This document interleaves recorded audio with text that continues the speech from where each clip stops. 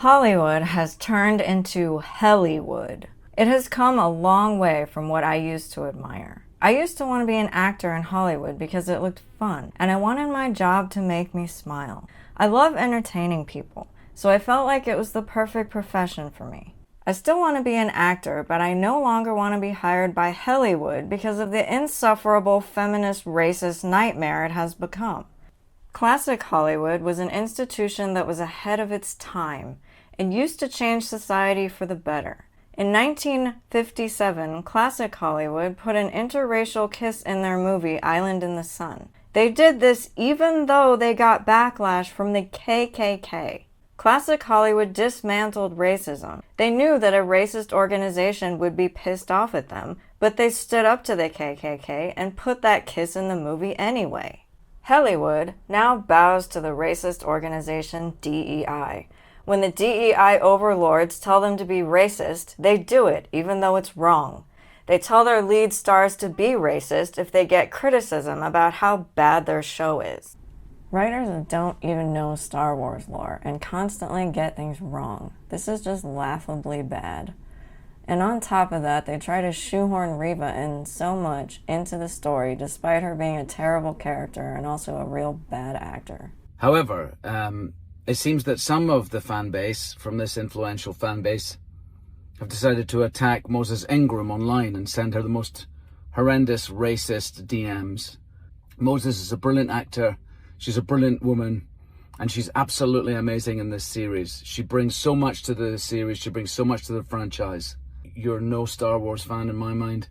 There's no place for racism in this world. Stop arguing and virtue signaling. Classic Hollywood told epic stories about amazing, larger-than-life characters whom you could look up to.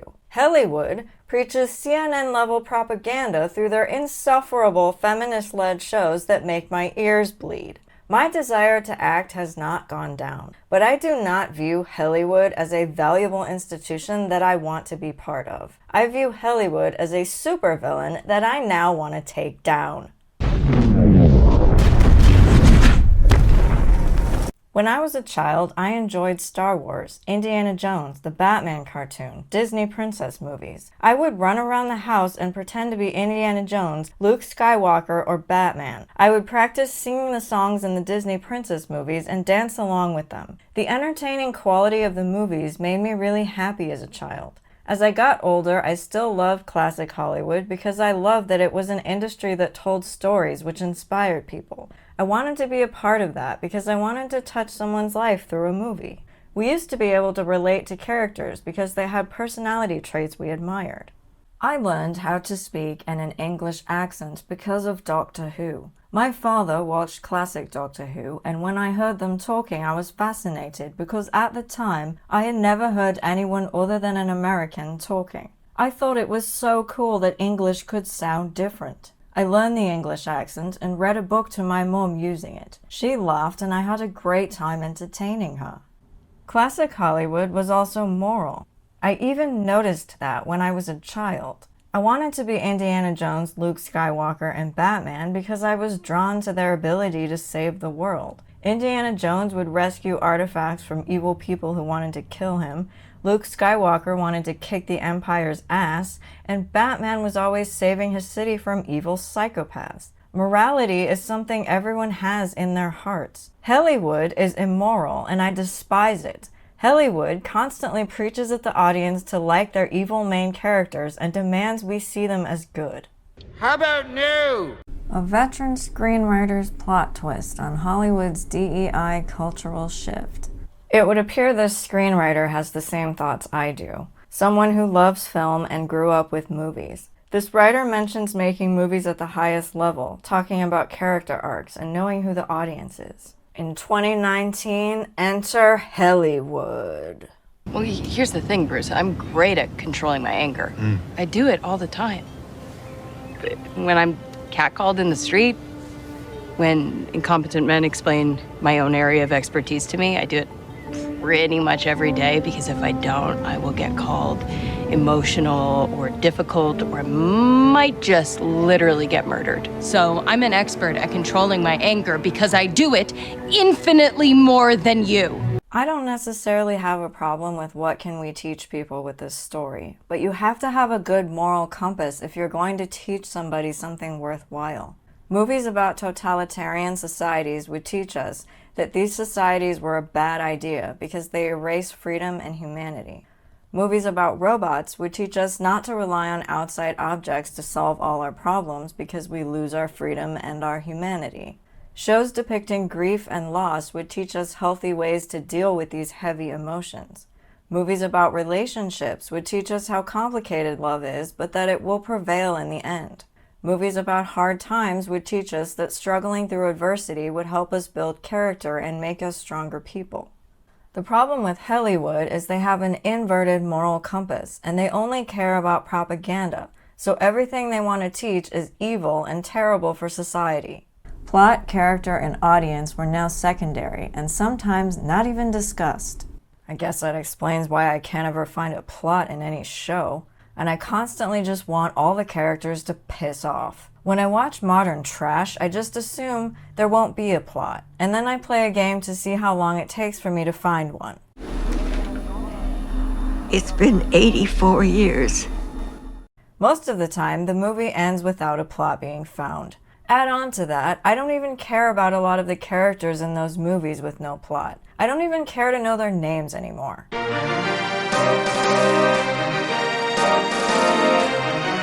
This is what preachy propaganda-driven writing does to you. It makes it pointless to watch shows.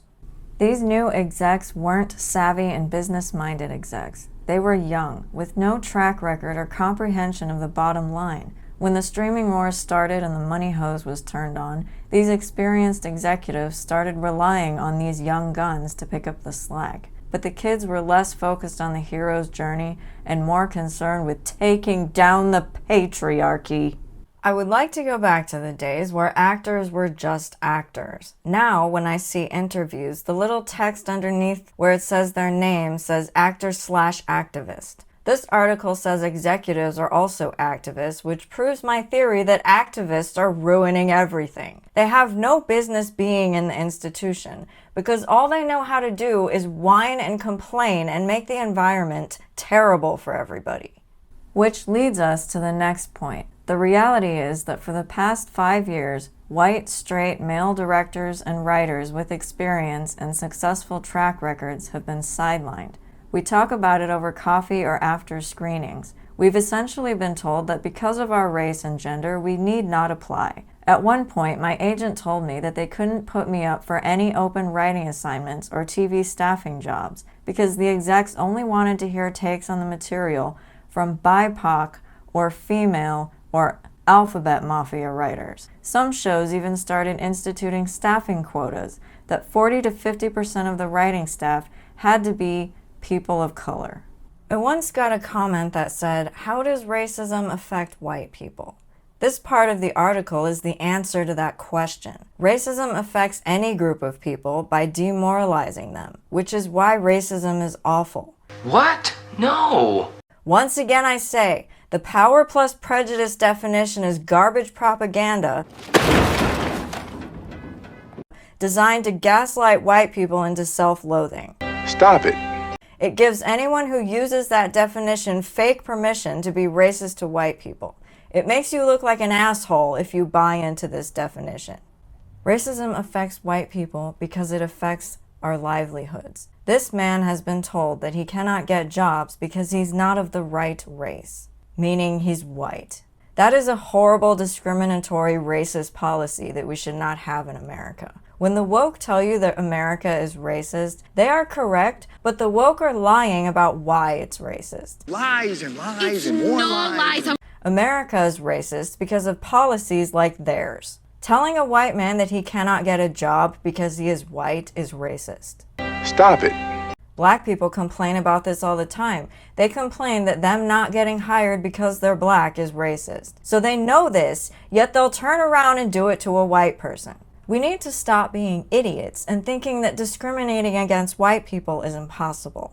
Just be smarter. You're also giving non-white women a bad rap. If you're only hiring non-white females to write for your shows and all your shows are terrible, all it tells me is that non-white females are incapable of writing good shows.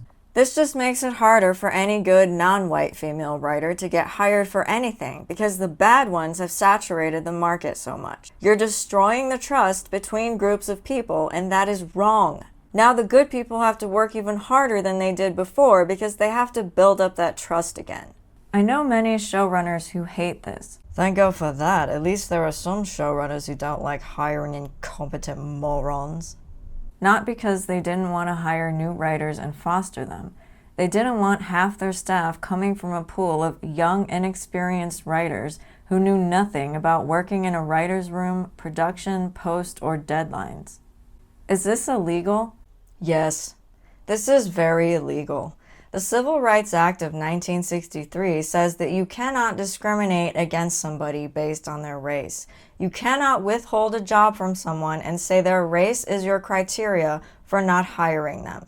The only legal reasons you can refuse to hire someone are merit-based. If the person is unqualified, incompetent, or has bad work ethic, you don't have to hire them. Diversity training creates racist hiring policies. This is also why I want no part of Hollywood. I still want to act, but I don't want to be surrounded by a bunch of racist douche canoes because it would take the fun out of acting. I do not need a 40-year-old white dude to tell me what didn't work for him about A Wrinkle in Time. It wasn't made for him. I want to know what that film meant to women of color. And there's no way to find out anyway, because if you ask any questions about this, you'll be labeled a racist or called out for your white male privilege. If you so much as raise an eyebrow, there's a risk you'll never work again. It's also not a privilege to be told you cannot get a job because of your race. What privilege does this white man have? All I see is him being discriminated against. This may not be obvious at first glance. There sure seem to be a lot of white dudes at the Golden Globes, right? Is it not obvious? I actually think it's quite obvious. I tried to find a show to watch with a white man on the cover photo on Netflix, and they've basically been hidden. Most cover photos feature a female or a black person or something resembling a gay couple. These cover photos indicate feminism, BLM, and the alphabet mafia. These cover photos do the show a disservice because maybe the show is good. But I have become so disillusioned by Hollywood and their preachy propaganda that I can only assume these shows are going to be exactly what I despise. When a white man is on the cover photo, I don't get that visceral reaction that he will be preaching at me. I might actually get a story with a plot. What? No. And a character I like. My harsh judgment of cover photos is entirely Hollywood's fault because they've spent the better part of 5 years incessantly whining at the audience about their activist causes. I decided that I was a feminist, and this seemed uncomplicated to me. But my recent research has shown me that feminism has become an unpopular word. Women are choosing not to identify as feminist.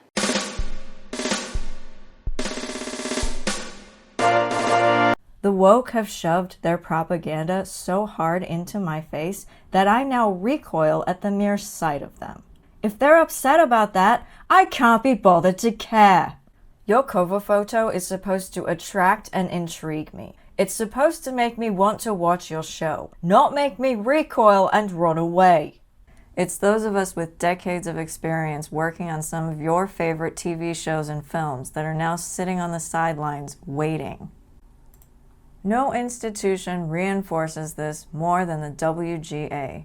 One glance at their monthly calendar of events shows a Latinx Writers Committee, an Alphabet Mafia Writers Committee, a committee of Black writers, a Middle Eastern Writers Committee, a Women's Writers Committee, and an Asian American Writers Committee, just to name a few. Okay, Hollywood has bought into segregation. I thought we got rid of that Jim Crow shit. No? It's back now? Let me remind you and show you who is causing the racism. Welcome to the American Society of Magical Negroes. The woke people, the left, the Democrats, whatever you want to call them, it's not white people. White people are getting pushed out because if you notice, there's no white people meeting. Why not? Why can't we have a meeting? Why does everyone else get a special meeting? Because the woke are racist against white people. Do you see it yet? Or are you going to still live in denial with your power plus prejudice definition? Do you see that white people have no power in these situations? If someone had infinite power, could they be pushed out of an entire institution? It's not rocket science. White writers can't even get a meeting on a calendar. Also, if you guys have so many meetings, why can you not come up with a single good show? Are your meetings just about how much more racist you can be against white people? What's the most dangerous animal on the planet? Shark. White people. In that case, maybe that's why white people don't have a meeting, because we're not the racist ones. I ought to bitch slap you. Can you imagine if there was a white writers committee meeting? We might be murdered. And the saddest part of all this is that most of the people who would fill that room are some of the most liberal people I know. People who have gone out of their way to foster new and unique voices. When he says liberal, I think he means what liberal used to be, which is somebody who used to value free speech. Liberals have now mutated into people who think with a hive mind and only say what their ideology wants them to say. It doesn't surprise me, because liberals used to be open-minded. But if you become too open-minded, bad ideas can enter, which is how the liberals have mutated into the leftists. You have to be open-minded with boundaries. Use your discernment to know which ideas sound bad and be closed off to those bad ideas. Check out the WGA's own 2022 Inclusion and Equity Report and make your own conclusion on the WGA's priorities. When creating a writer's profile on the WGA website, there is one box to check if you're heterosexual, 3 choices under transgendered, and 6 under the rest of the alphabet mafia. Not sure what those statistics have to do with writing a great episode of The Witcher. You can tell what people value by their documentation.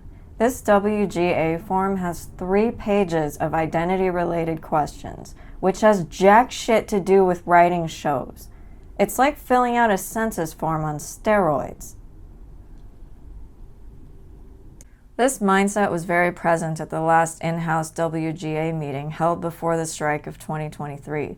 Every 3 years before we have a new deal with the studios, the negotiating committee sits on a stage and members throw their complaints at them. And God bless them, they sit there for hours on end listening to a bunch of writers bitch and moan. The complaints at these meetings over the last 2 decades are always the same. How do we get more money and more residuals? In 2023, the meeting had a decidedly different tone. Very few complaints had to do with money this time around. There was a litany of complaints about not enough diversity in the ranks. Really? Young writers asking, "How come I've worked for 2 years as a TV writer and I'm not a showrunner yet?" A position that should take at least a decade of experience, if not 2, to reach. "How do we make sure that the guild will fit for staffing requirements?" I always thought that to survive in this business, it's a yearly, monthly, daily hustle. There are no guarantees, especially when it comes to staffing on a TV show. The entitlement generation has exploded all over America. 2 years as a TV writer and you expect to be a showrunner? You act like you deserve some huge title after 2 years? The most successful people in Hollywood have merit. They make good stuff. It takes years to earn that success. People who demand success absolutely don't deserve it. People who want success handed to them deserve to be taken down 20 pegs. What I took away from that night is that these young Turks think working in film and TV is just a fun thing that anyone can do, and they can use this opportunity to put their stamp on the world. Can you blame them? It was easy to get here, especially when talent takes backseat to filling a quota. This is why affirmation for everything is garbage. Terrible people constantly get bailed out, and it turns people into giant whiny babies. They never learn to get better because they never learn that they're terrible. They just keep getting told that they're stunning and brave and good and perfect. And so they continue on in the world, ruining everything we love. Why worry? The showrunner and their number one, the most experienced writer or producer, will pick up the slack and more than likely finish your insipid work. They can't complain about that episode you turned in late, or they'll be called a racist or a bigot or something else. And when they get a call from HR, it's just easier to shut up and run cover for these kids who aren't ready for the big time. It may seem easier, but the easy way is not always the good way. Oftentimes, it's not. The right thing to do is kick out these incompetent fuckwits and take your industry back. If the first woke person had pitched an idea to a writer's meeting and everyone laughed them out of the room because their idea was so stupid, we wouldn't be in this fucking mess in the first place. The blame for this mess is threefold. Young creative execs with no understanding of the business or what audiences want gained too much influence during the streaming wars. They also took it upon themselves to lead the charge in reinterpreting IP, changing successful comic books, novels, and remakes into projects that had something to say, not to entertain. Why even bother with IP if you don't respect the source material? Exactly the correct question to ask. Why bother with an IP indeed if you don't care about it? Why bother with things you don't even like? A lot of these people didn't grow up with these IPs like Indiana Jones, Doctor Who, or Star Wars, yet they're sitting here with their entitled asshole attitudes ruining the epic stories that the rest of us grew up with. Then they expect us to bow down and shower them with praise for their trash movie they made? Fuck no, I'm not doing that. And no amount of them calling me names is going to change how I react to trash entertainment. Reinterpreting reminds me of reimagining, which is what activists do when they want to ruin something. Oh, we're going to reimagine it into something better. But it always turns out worse. It's a world of privilege and folks that are cramped. Welcome to Disney's Education Camp. The WGA followed their lead and threw a huge part of their own membership under the bus in a race to bring in new members. And lastly, this new class of writers who weren't ready yet to step up to the plate worked on a lot of product that the general public didn't want to see and didn't relate to. What happens next is anyone's guess. TV is contracting. There were 600 TV shows in the last year, and now there are only going to be, from what I hear, 300. When it comes to film, there are even fewer jobs than ever. If we don't get back to telling great stories and making profitable shows and movies, with AI right around the corner, the business may never recover. Hollywood seems to be the only place where I'm not seeing the attitude of pretending to hate capitalism while actually participating in capitalism. It feels like they don't care about profit. Hollywood will make a movie that tanks at the box office, but they don't seem to care. They just complain that the fans didn't go see it. Right, Billy Eichner? They seem more interested in demoralizing people emotionally than they are at making profit. So let's start having those old school meetings again. The ones where you talk about story and characters and what the audience wants. And let's go back to hiring the best writers. The ones with the skill set and creativity. And not just one with the right skin color or sexual preference. Yes, please, can we go back to this? Because I am sick of having my ears bleed from hearing propaganda every goddamn time I turn the TV on.